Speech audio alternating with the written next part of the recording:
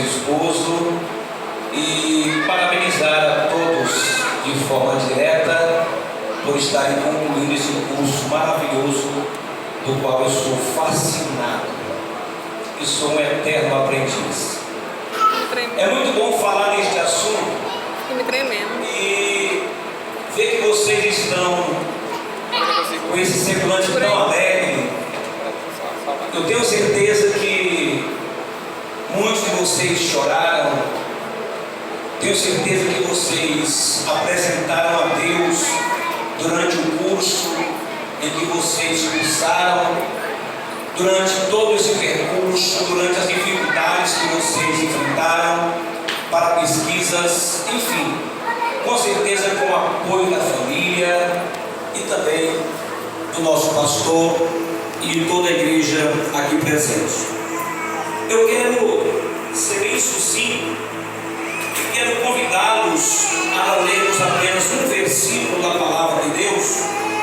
Eu poderia ler outros textos, muitos outros versículos, mas eu me apeguei muito a esse texto. Eu acredito que é de suma importância para que entendamos o que verdadeiramente o Senhor Jesus estava querendo nos dizer. Não é necessário vocês pegarem a Bíblia no momento, creio que vocês conhecem o texto. Talvez alguns terão dificuldade de manusear a palavra neste momento, porém, eu quero recitar o texto que se encontra no capítulo 22 do Evangelho, escrito por Mateus, no versículo 29, que diz assim: prestem bem atenção no texto, para que vocês entendam o que realmente Jesus quis nos dizer. Errais não conhecendo as Escrituras e nem o poder de Deus. O que eu entendo com esse texto é que não conhecer a palavra de Deus, não conhecer as Escrituras, já constitui um erro nosso. Principalmente aqueles que manuseiam a palavra, aqueles que pregam o Evangelho, aqueles que evangelizam, aqueles que ensinam. É preciso haver dedicação ao ensino. Aqui nós temos pastores, pastoras, evangelistas, missionários, missionárias. Eu tenho certeza que nos corações estão ardendo a vontade de cursar teologia. Talvez alguns estejam dizendo: no próximo curso estarei me inscrevendo, eu serei mais um aluno para concursar teologia, para fazer esse curso maravilhoso, porque com certeza é muito importante. E eu quero em síntese falar da importância da teologia na sociedade, para a igreja. O que é um teólogo? Qual a função de um teólogo? São perguntas que muitas pessoas fazem. O que é teologia? Eu já me deparei com pessoas que fizeram apenas o básico em teologia, fizeram por correspondência, aí puseram um anel no dedo e já sai por aí dizendo que sabe tudo. E a gente vê outros que por mais de 4 anos estudaram, se dedicaram tanto, abdicaram em tantas coisas, pagaram um preço muito alto, conhecem muito a fundo a palavra de Deus, mas tem uma humildade tão grande que a gente admira. E aonde está o problema? O problema não está na palavra, o problema não está em quem ensina, o problema às vezes está na pessoa que não consegue administrar aquilo que aprendeu. Eu já sei tudo, aprendi tudo, não preciso mais que ninguém me ensine. O primeiro segredo é parar para ouvir. Talvez a resposta que alguém vai lhe dar não seja muito favorável, agradável, mas você, como conhecedor da palavra, como mestre, como alguém que conhece a teologia e sabe a sua importância, você ouve, analisa e pensa para depois dar uma resposta, porque até isso vai servir de inspiração para a pessoa que trouxe uma questão para você resolver. Então a importância da teologia, ela já começa a partir do momento que nós nos entregamos a Jesus e o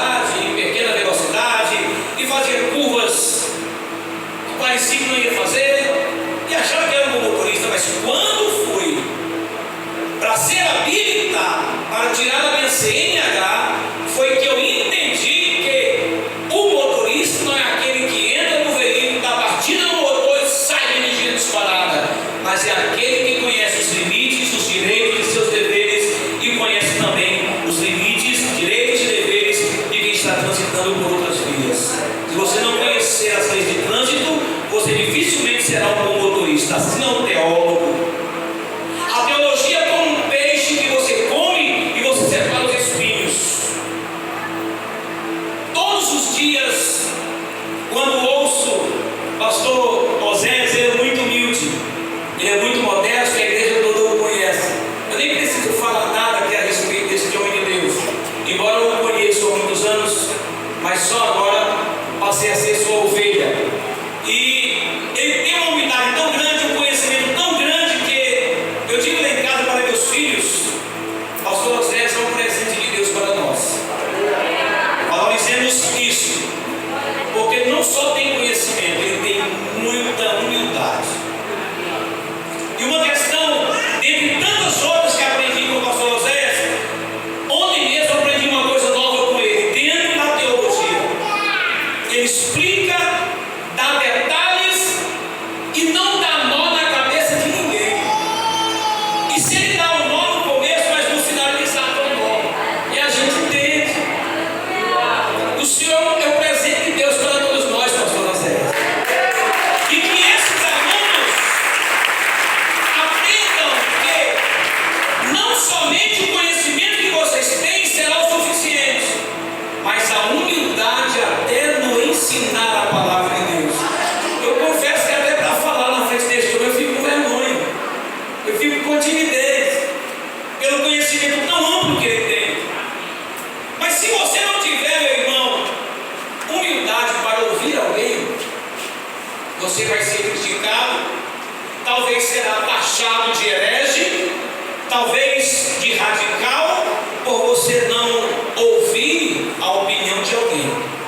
Tem gente que vai dizer que alguma coisa dentro da Bíblia é literal, outros vão dizer que é apenas simbólica, mas quando você ouve uma palavra ensinada por alguém que tem um conhecimento dentro da teologia, que tem uma formação no assunto, a pessoa explica com detalhes científicos, acadêmicos e históricos.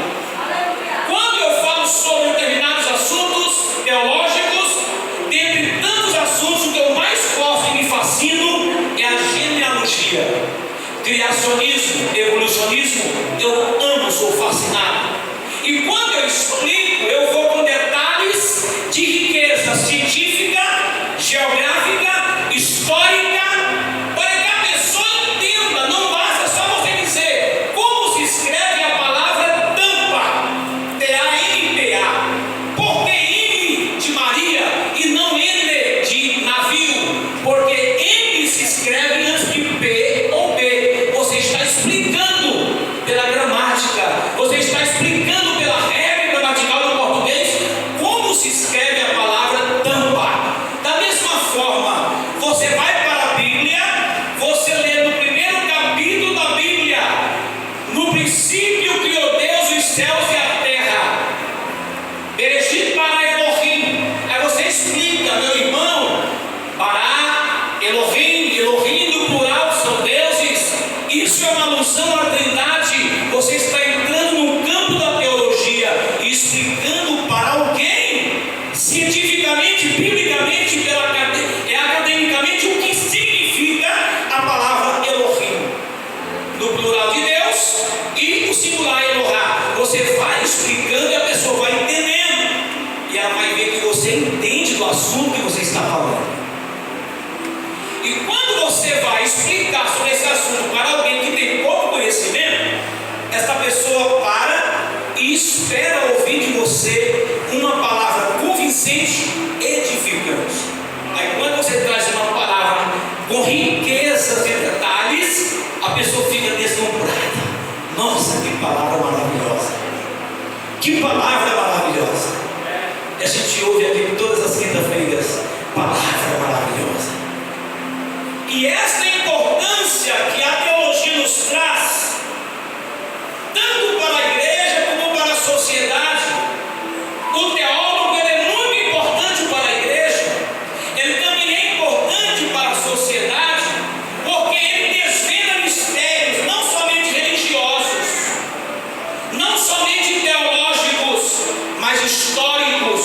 e ele traz a pessoa a fazer uma reflexão sobre o assunto que ele está tentando descobrir os seus significados. Se eu fosse enumerar alguns pontos de textos bíblicos que vocês têm conhecimento, eu teria muitos para apresentar, mas que esse não é o momento adequado, não é o momento oportuno, porque não quero ser cansado a vocês, mas a importância da teologia, ela é tão grande em nossas vidas, que a pessoa, a partir do momento que aceita Jesus, em 1992, quando eu me converti, quando entreguei-me para Cristo, eu vim do culto com um irmão chamado Marcos, e eu lhe perguntei: irmão, onde é que está aquele versículo que diz assim: o Senhor é meu pastor e nada me faltará? Qual o crente que não sabe esse versículo? Todo crente sabe, mas eu não sabia. Eu estava há poucos dias na igreja. Ele parou e disse: irmão, é Salmos 23 primeiro.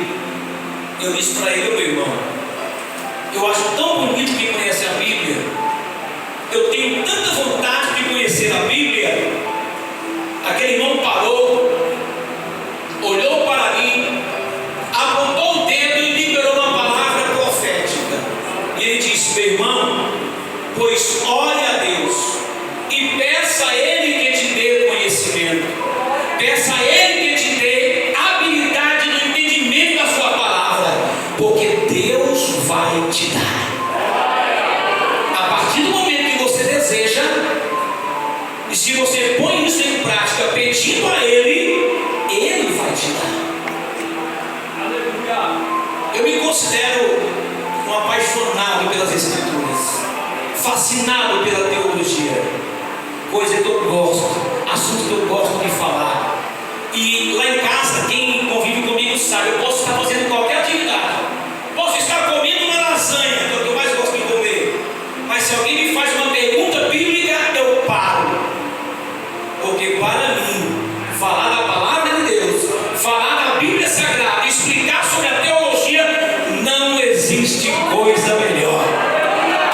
Eu amo, eu sou fascinado, eu paro para ouvir, e não tenho dificuldade em ouvir outras pessoas falarem, desde que tenha um conteúdo edificante. Agora, falar por falar e querer só encher linguiça não vai, não dá para descer. Quem está acostumado a comer picanha não quer comer mandacaru, não desce. Mas quando você trata esta palavra com amor, com carinho, quando você estuda, para vocês verem a importância do estudo da teologia, tem gente que leu a Bíblia toda muitas vezes. Eu vi um pastor dizer que leu a Bíblia toda 50 vezes. Eu fiquei pensando: 50 vezes, no mínimo ele tem 50 anos que é crente.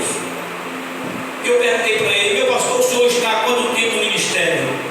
Meu filho, eu só tenho 60 anos que sou pastor.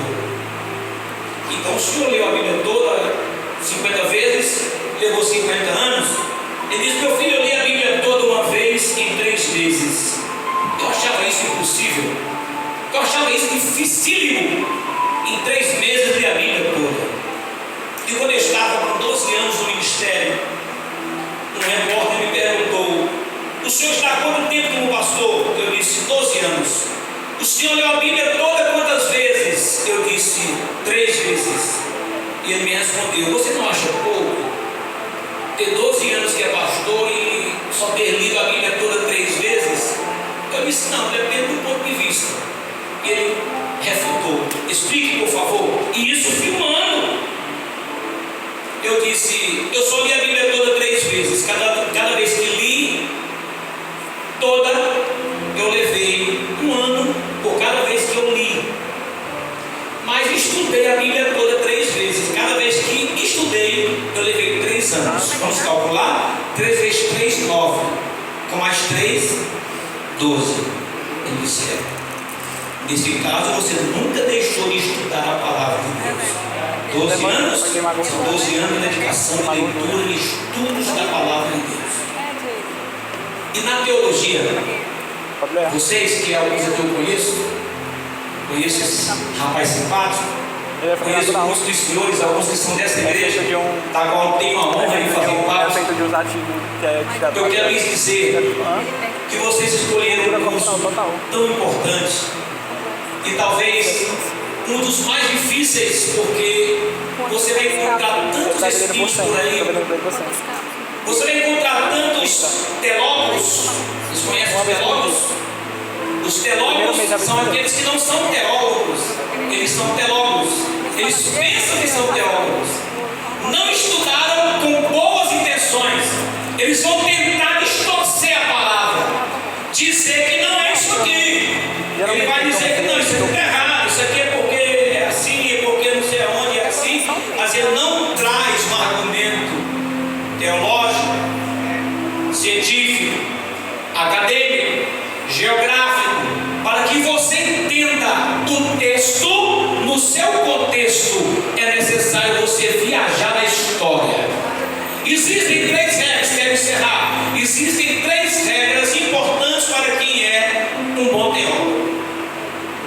Como existem regras na homilética, na hermenêutica, como existem regras na gramática, não importando qual seja o dialeto, existem várias regras que precisam ser obedecidas, mas 3 regras importantes que nós precisamos entender.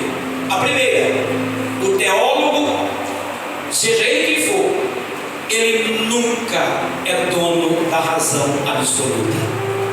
Ele nunca sabe tudo. A segunda coisa que nós precisamos entender é que o bom teólogo que tem esta palavra no coração e deseja espalhá-la e ganhar muitas vidas para Cristo, ele precisa entender que ele será sempre um aprendiz. Porque nós aprendemos até com os incultos e indoutos, como um homem que morria e a vela que se apagava na sua mão, o seu neto veio e colocou areia na mão do avô e colocou a vela na areia, e o velho dizia, morrendo e aprendendo. Mesmo morrendo, aprendeu. Se colocasse areia na mão, não iria queimar a mão enquanto morria. E a terceira regra é: você é produto do meio. Sempre vai haver alguém maior do que você. Sempre vai haver alguém menor do que você. Nunca queira ser o maior, mas também nunca diga que você é o melhor, porque nós somos produtos do meio. Sempre tem alguém menor, sempre tem alguém maior, alguém que conhece mais do que você, alguém que conhece menos do que você. Certo dia, deparei-me com um professor de teologia e ele trouxe um assunto bíblico, tentando me convencer que aquele texto bíblico estava errado. Eu perguntei para ele: de onde você tirou isso? Ele disse: não, porque eu ouvi fulano de tal pregando e eu acho que isso aí está correto.